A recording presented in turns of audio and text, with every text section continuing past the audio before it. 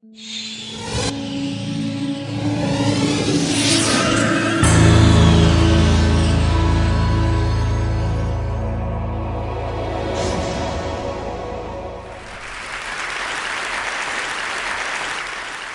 believe driving is an activity solely reserved for those who can see.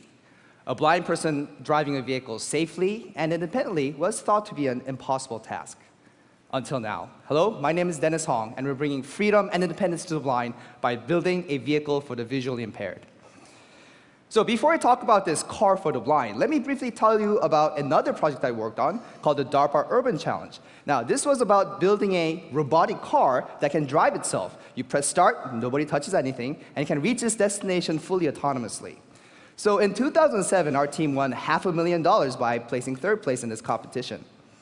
So about that time, the National Federation of the Blind, or NFB, challenged the research community about who can develop a car that's a blind person drive safely and independently. We decided to give it a try because we thought, hey, how hard could it be? We just have already an autonomous vehicle, we just put a blind person in it, and we're done, right? We couldn't have been more wrong. What NFB wanted was not a vehicle that can drive a blind person around, but a vehicle where a blind person can make active decisions and drive. So we had to throw everything out the window and start from scratch. So to test this crazy idea, we developed a small dune buggy prototype vehicle to test the feasibility. And in the summer of 2009, we invited dozens of blind youth from all over the country and give them a chance to give it for a spin. It was an absolutely amazing experience. But the problem of this car was it was designed to only be driven in a very controlled environment, in a flat, closed-up parking lot, even the lanes defined by red traffic cones. So with this success, we decided to take the next big step, to develop a real car that can be driven on the real roads. So how does it work? Well, it's a rather complex system, but let me try to explain it, make it simplified. So we have 3 steps. We have perception, computation, and non-visual interfaces. Now, obviously, the driver cannot see, so the system needs to perceive the environment and gather information for the driver. For that, we use an inertial measurement unit, so it measures acceleration, angular acceleration, like a human ear, inner ear. We fuse that information with a GPS unit to get an estimate of the location of the car. We also use 2 cameras to detect the lanes of the road, and we also use 3 laser rangefinders. The laser scan the environment to detect obstacles, car approaching from the front, the back, and also any obstacles that run into the roads, any obstacles around the vehicle. So all this vast amount of information is then fed into the computer, and the computer can do things. One is, first of all, process this information to have an understanding of the environment. These are the lanes of the road, there's an obstacles, and convey this information to the driver. The system is also smart enough to figure out the safest way to operate the car. So we can also generate instructions of how to operate the controls of the vehicle. But the problem is this: how do we convey this information and instructions to a person who cannot see fast enough and accurate enough so he can drive? So for this, we developed many different types of non-visual user interface technologies. So starting from a 3-dimensional pinging sound system, a vibrating vest, a click wheel with voice commands, a leg strip, even a shoe that applies pressure to the foot. But today we're going to talk about 3 of these non-visual user interfaces. Now, the first interface is called a drive grip. So these are a pair of gloves that has vibrating elements on the knuckle part, so it can convey instructions about how to steer, the direction and the intensity. Another device is called speed strip. So this is a chair, as a matter of fact, it's actually a massage chair. We got it out and we rearrange these vibrating elements in different patterns, and we actuate them to convey information about the speed and also instructions on how to use the gas and the brake pedal.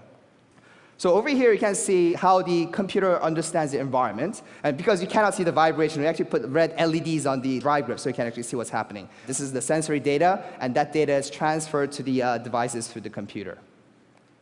So these 2 devices, drive grip and speed strip, are very effective, but the problem is these are instructional cue devices. So this is not really freedom, right? The computer tells you how to drive, turn left, turn right, speed up, stop.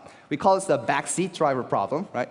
So we're moving away from these instructional cue devices, and we're now focusing more on the informational devices. A good example for this informational non-visual user interface is called AirPix. So think of it as a monitor for the blind. So it's a small tablet, has many holes in it, and compressed air comes out. So it can actually draw images. So even though you're blind, put your hand over it, you can see the lanes of the road and obstacles.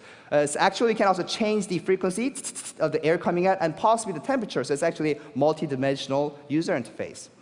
So here you can see the left camera and the right camera from the vehicle and how the computer interprets that and sends that information to the Aeropics.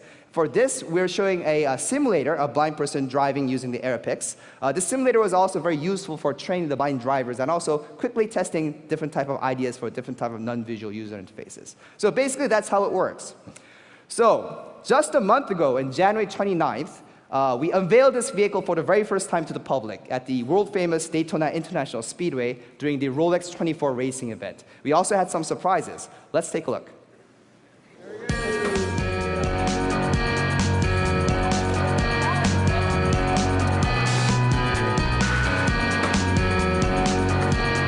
It is an historic day, Jim and Larry.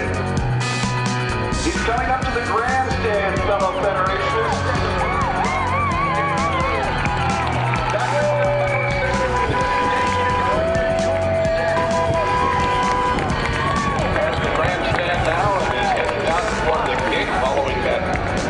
That's out in front of him. Well, there comes the first box, and now let's see if Mark avoids it. He does. He passes it on the right. Third box is out. The fourth box is out. And he's perfectly making his way between the two. He's closing in on the man to make the moving pass. Well, this is what it's all about, this kind of dynamic display of capacity and ingenuity. He's approaching the end of the run, makes his way in between the barrels that are set up there.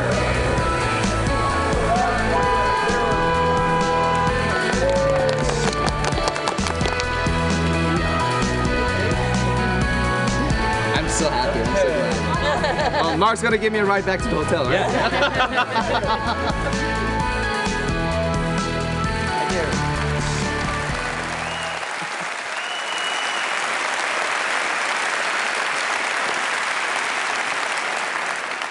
So, since we started this project, we've been getting hundreds of letters, emails, phone calls from people from all around the world. Letters thanking us, but sometimes we also get funny letters like this one. Now I understand where there's Braille on a drive of ATM machine, right? But sometimes I also do get, I wouldn't call it hate mail, but letters of really strong concerns. Dr. Hong, are you insane? Trying to put blind people on the road? You must be out of your mind. Right?